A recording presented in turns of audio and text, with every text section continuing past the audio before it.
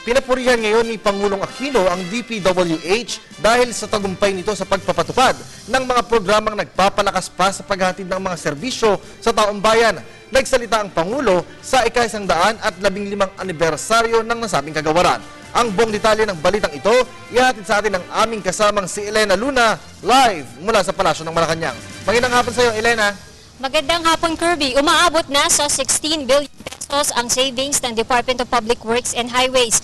Inihayag ito kaninang umaga sa anibersaryo ng DPWH na dinaluhan ni Pangulong Aquino. Kinilala ni Pangulong Aquino ang nagawa ng Department of Public Works and Highways sa nakalipas na 3 taon. Ginawa ito ng Pangulo sa kanyang pakikiisa sa ika-115 taong anibersaryo ng ahensya. Datos na po ang nagpapatunay. Sa 41,463 na nakapilang proyekto pang infrastruktura ng DPWH mula 2010 hanggang 2013, nasa 33,095 na o halos 80% na kabuuang bilang ng mga proyekto ang nakumpleto hanggang nitong katapusan ng Mayo. Lilinawin ko lang po, hindi kinailangan ni Secretary Babe Singson of steel and concrete para mapatibay at gawing permanente ang mga reforma sa DPWH. Simple lang ang naging formula, ang 5 R's. Right projects, the right cost, and right quality, and accomplished right on time with the right people. Ibig sabihin, dahil sa mabubuting pamamahala, nagagawa natin ang mga proyekto sa mas mabilis na paraan at sa mas murang halaga. Napipigilan din natin ang katiwalian at pagtagas sa kaban ng bayan. Dahil sa ginagawang reforma ng DPWH, umabot sa 16.35 billion pesos ang savings ng gobyerno. Bukod sa savings, nagagawa rin ng ahensya na mapaagang matapos ang kanilang mga proyekto. Mr. President, 3 years ago, you gave us a challenge. The challenge was for us to reform the DPWH.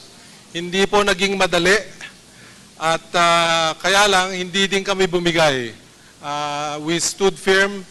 We proceeded with ang Matuwid program at palagay ko naman meron naging resulta. Sa mga ginagawa ng DPWH at pagbabagong ipinapakita nila, inihayag ng Pangulo ang pagbibigay sa kanila ng 10,000 pisong bonus para sa mahigit 19,000 nitong mga empleyado.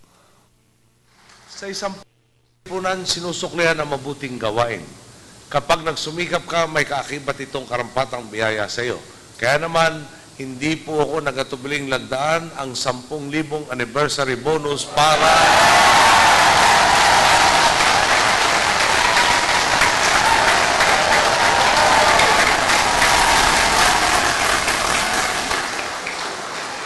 di ba nyo narinig yung para sa bawat opisyal at kawani ng DPWH ngayong taon. Umaasa ang Pangulo na magsisilbi itong inspirasyon para maging produktibo rin ang ibang ahensya ng pamahalaan. Alam po nyo dito sa hilera ng kung saan nakalagay yung mga opisina, meron tayong pinakiusapan rin na magbago na. Hindi ho tayo pinakinggan. Pipilitin na ho natin sila magbago.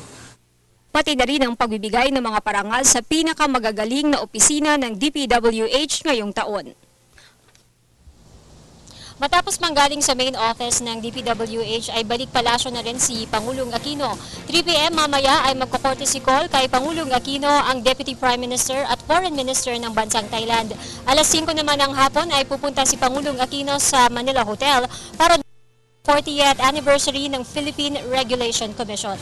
At yan ang ating balita mula dito sa Malacanang. Sa tulong ng RTVM, ako si Elena Luna para sa Telebisyon ng Bayan.